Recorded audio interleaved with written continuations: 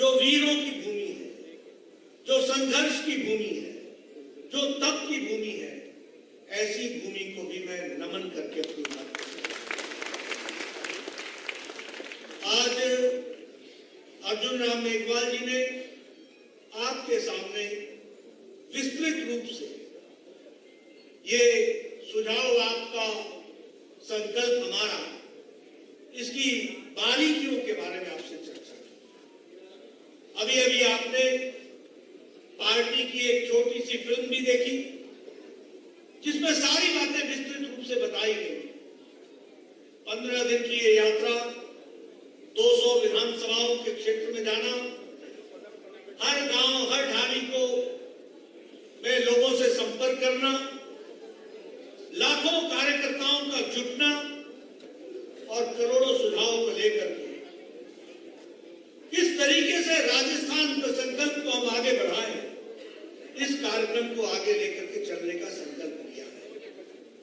मुझे बताया गया कि 50 LED वैन्स लगभग 200 विधानसभाओं में जाएंगी।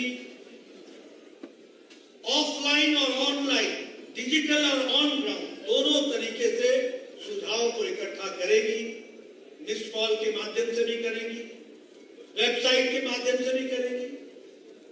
यानी पार्टी ने तय किया है कि कोई भी छूट न जाए, जिसका सुझाव हम अपने साथ जोड़ न सके, इस बात का प्रयास हो रहा है। मुझे पूरा विश्वास है कि ये कार्यक्रम सफल होगा और आपको राजस्थान आगे चल करके आपके सुझाव से एक मजबूत और एक विकसित राजस्थान को हम आगे ले चलेंगे, ये मेरा पूरा विश्वास है। मैं ये भी आपको बताना चाहता हूं कि संकल्प पत्र का अर्थ क्या है, और मैं चाहूंगा कि हमारे कार्यकर्ता इस बात को समझ लें कि भारतीय जनता पार्टी जब कोई संकल्प पत्र निकालती है तो वो राजनीतिक दस्तावेज ही नहीं होता है। वो राजनीतिक दस्तावेज की तरीके से पार्टी के कार्यालय में पड़ा हुआ एक दस्तावेज के रूप में ही नहीं होता है। वह हमारा आगे कार्य करने का लक्ष्य होता है, जिसको हम पूरा करते हैं। मित्रों, प्रधानमंत्री मोदी जी ने राजनीति की संस्कृति बदल दी। एक समय था, लंबे समय तक कांग्रेस पार्टी ने राज किया, और वो राज कैसा था? वायदे करो, बेवफा हो जाओ, भूल जाओ, जनता को नए लुभावने वाले नारे लेकर के अगले चुनाव में खड़े हो। यही संस्कृति थी। मुझे याद है, मैं लंबे समय तक MLA रहा, और उससे पहले का मुझे याद है, हमारे यहां जब चुनाव होता था तो कांग्रेस पार्टी के नेता चुनाव से पहले जंगलों में चूना लगवाते थे और जनता को बताते थे कि यहां से निकलेगी सड़क, यहां से निकलेगी सड़क, और जनता भी बेचारी भोली भाली गुमराह हो जाती थी, और वो इस आशा में रहती थी कि सड़क बनेगी। चुनाव समाप्त होता था, जनता को चूना लग जाता था, और लोग त्रस्त हो जाते। मैं जो आपसे बातें कर रहा हूं वो जमीन पर घटी हुई बातें कर रहा हूं। मैंने वो भी समय देखा है जब चुनाव से पहले हमारे MLA साहब आया करते थे, बोले पानी नहीं पहुंचा, अच्छा मैं कल ही पाइप भिजवाता हूं, और दूसरे दिन तीसरे दिन ट्रक के ट्रक पाइप के ढेर आकर के गांव के सामने रख दिए जाते थे। चुनाव समाप्त होता था, अगले सप्ताह किसी दिन रात को आकर के पाइपों को ट्रक उठाकर ले गए। ये थी संस्कृति। मोदी जी ने संस्कृति को बदला और रिपोर्ट कार्ड की राजनीति शुरू की, जो कहा है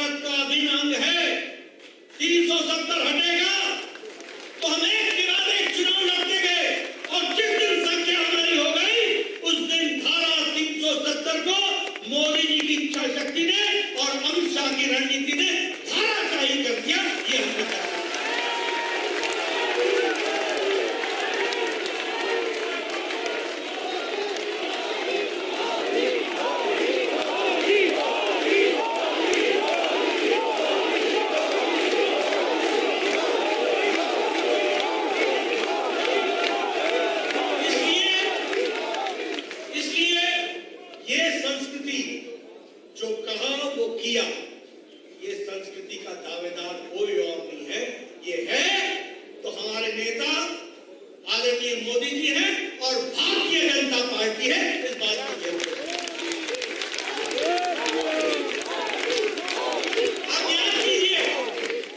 अब याद कीजिए, अटल जी ने बच्चों के लिए शिक्षा मुफ्त हो और सबको शिक्षा मिले, ये 2001 में करके दिया। अब याद कीजिए, हम जनसंघ के दिनों में बोलते थे कि भारत को आणविक शक्ति बनना चाहिए। लोग हमारा मजाक उड़ाते थे, खिल्ली उड़ाते थे, एटम बम बनाएंगे। ये जनसंघ एटम बम, आणविक शक्ति, हमारा मजाक उड़ाते थे, खिल्ली उड़ाते थे।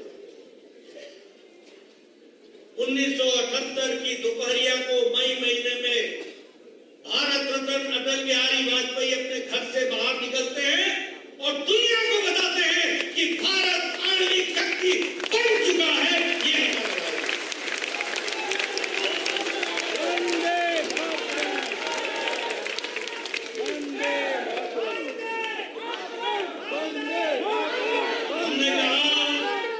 हमने कहा हम मंदिर वहीं बनाएंगे।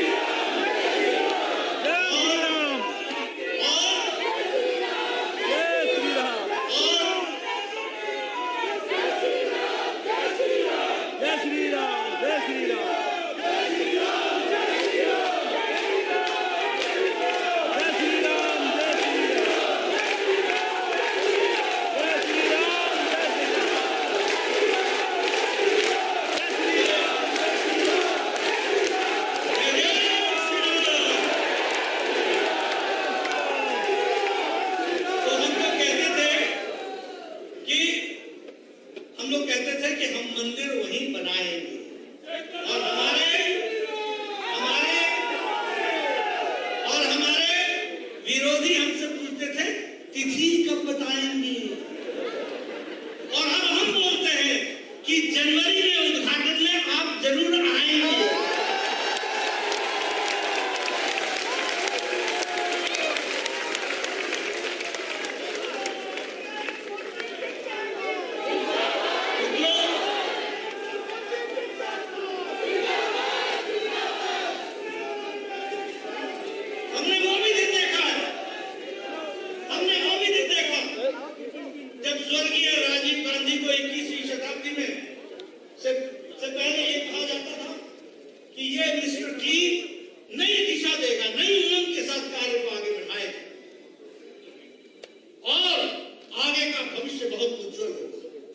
महिला शक्ति को ताकत दी जाएगी। हमने उनके नेतृत्व में शाहबानो केस भी नहीं कर, लेकिन ये नरेंद्र मोदी जी हमारे प्रधानमंत्री रहे जिन्होंने भारत की मुस्लिम महिलाओं को, बहनों को, माताओं को 3 तलाक से निजात दिला दी। इस कार्य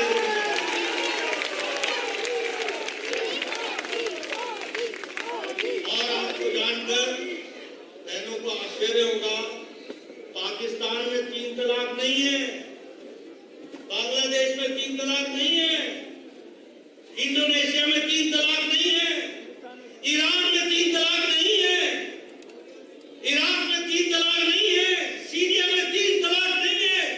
ये हमारे ही देश में 3 तलाक चल रहा था, जिसको समाप्त किया और मुस्लिम बहनों को, माताओं को, बहनों को आजादी दिलाई, तो प्रधानमंत्री मोदी जी ने दिलाई है। इसलिए हमारे लिए ये मैनिफेस्टो, ये आंकड़ों, राजस्थान का ये संकल्प पत्र, आपके सुझाव जिसको हम समेट करके आगे चलेंगे, ये आप सब लोग राजनीति के सीरियस कार्यकर्ता हैं। आप याद रखिए कि भारतीय जनता पार्टी के लिए आने वाला 5 साल का दस्तावेज हमारे कार्य को रूप देने वाला है। इसको मैं यहाँ ये भी कहना चाहूंगा कि उनका मकसद है लूट, उनका मकसद है सरकार में आओ और लूटो, भ्रष्टाचार करो, भाई को भाई से लड़ाओ, और जो तुष्टीकरण कर सकता है उसको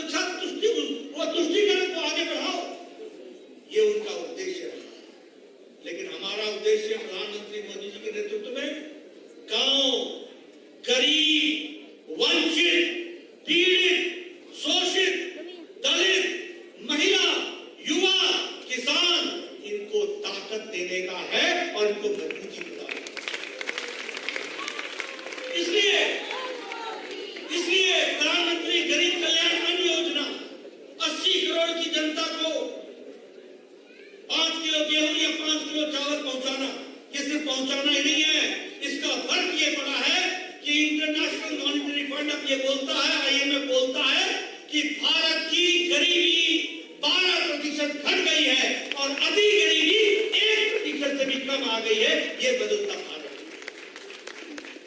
प्रधानमंत्री आवास योजना, महिलाओं को उसकी ताकत देना, उज्ज्वला योजना, उजाला योजना, सौभाग्य योजना, स्वच्छता अभियान, इज्जत घर देना। आपको मालूम है कितनी संख्या है इज्जत घर की? 12 करोड़।